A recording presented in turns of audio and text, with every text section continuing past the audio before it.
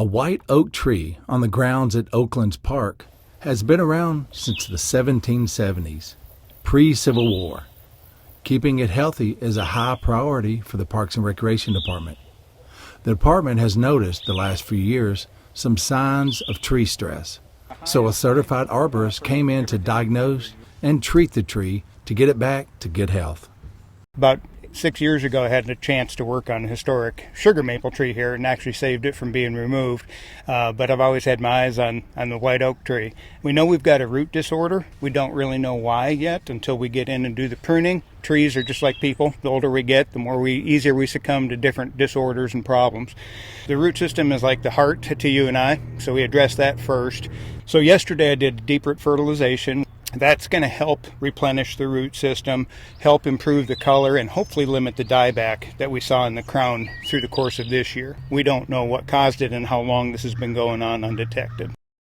There were 3 things Scott wanted to accomplish on this job: deep root fertilization, safety pruning, and diagnostic work to know what year the root disorder started.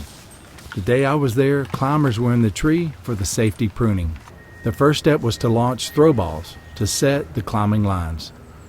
Oh my gosh, we struggled to get the throw balls up this morning, so we know we're at least 120 to 130 foot in height. We use a slingshot, which most arborists do now. Used to be in the day we'd throw that throw ball up, apparatus up, go after the highest limb possible, closest to the center of the tree, and that just helps the arborist or the guy climbing to get up into the canopy where he can then begin his work.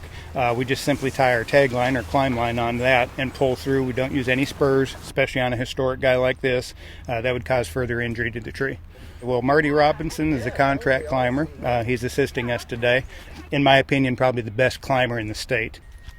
I started when I was 15 and I'm 50-year-old, so you got to do the math. I lost my dad and had to go to work, and Mr. Oakley gave me a job and worked me for 17 years and taught me pretty much everything I know.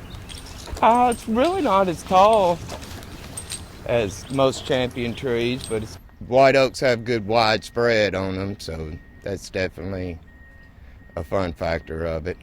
Mostly I'll probably be using a handsaw, and then I have a steel. And to care for the tree, I clean my handsaw with Lysol for any kind of diseases that I've done from the last job, so that I don't spread diseases throughout the trees trying to care for them. And then my employee, Robert Ecuer, actually lives in Huntsville, Alabama, but he comes up and works for me in the Nashville office, which is where we came out of today. But we'll stay safe at all times. We have our what we call scare straps, so we're tied in. The second we hit the tree or leave the ground, we are tied in, no falls, and that's the way we want to keep it.